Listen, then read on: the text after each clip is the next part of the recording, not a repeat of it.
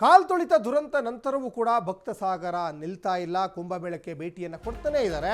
ಮಹಾಕುಂಭಮೇಳಕ್ಕೆ ಸಾಕಷ್ಟು ಜನ ಭಕ್ತ ಸಾಗರವೇ ಹರಿದು ಬರ್ತಾ ಇದೆ.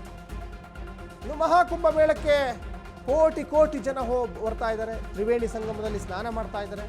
ಗಂಗೆಯಲ್ಲಿ ಮಹಾಸ್ನಾನವನ್ನು ಮಾಡಲಿಕ್ಕೆ ಸಾಕಷ್ಟು ಭಕ್ತರು ಬರ್ತಾ ಇದ್ದಾರೆ. ಇದುವರೆಗೂ ಪ್ರಯಾಗ್ರಾಜ್ಗೆ ಬಂದಿದ್ದು ಎಷ್ಟು ಜನ? ಹಾಗಾದರೆ ಕಾಲ್ ತುಳಿತ ನಂತರವೂ ಕೂಡ ಭಕ್ತಾದಿಗಳ ಸಂಖ್ಯೆಯಲ್ಲಿ ಇಳಿಮುಖ ಆಗ್ತಾ ಇಲ್ಲ. ಭಕ್ತಾದಿಗಳ ಸಂಖ್ಯೆಯಲ್ಲಿ ಏರಿಕೆನೇ ಆಗ್ತಾ ಇದೆ. ಯಾಕೆ ಅಂದರೆ ಇಷ್ಟು ಮುಗಿ ಬೀಳ್ತಾ ಇದ್ದಾರೆ ಅಂದರೆ 12 ವರ್ಷಕ್ಕೊಮ್ಮೆ ಬರ್ತಾ ಇರುವಂತಹ ಕುಂಭಮೇಳ ಇದು.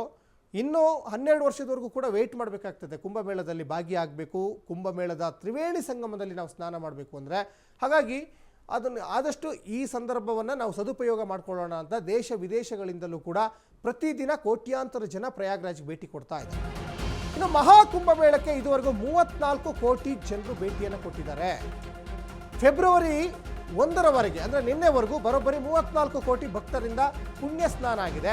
ಜನವರಿ 13ರಂದು ಪ್ರಯಾಗ್ರಾಜ್ನಲ್ಲಿ ಆರಂಭ ಆಗಿದ್ದಂತಹ ಕುಂಭಮೇಳ ಭಕ್ತರ ಭೇಟಿ ಬಗ್ಗೆ ಉತ್ತರ ಪ್ರದೇಶ ಇಲಾಖೆಯಿಂದಲೇ ಈಗ ಮಾಹಿತಿ ಸಿಕ್ಕಿದೆ.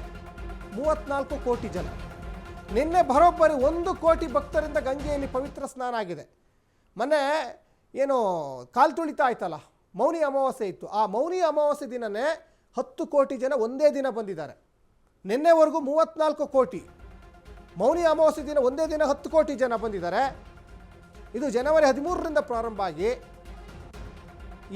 ಇನ್ನು 45 ದಿವಸ, ಟೋಟಲ್ 45 ದಿವಸ ಈ ಒಂದು ಕುಂಭಮೇಳ ನಡೆಯುತ್ತೆ. ಸಾಕಷ್ಟು ಸಂಖ್ಯೆಯಲ್ಲಿ ಸಾಗರೋಪಾದಿಯಾಗಿ ಭಕ್ತರು ಬರ್ತಾನೆ ಇದ್ದಾರೆ. ತ್ರಿವೇಣಿ ಸಂಗಮದಲ್ಲಿ ಮಿಂದೇಳ್ತಾ ಇದ್ದಾರೆ.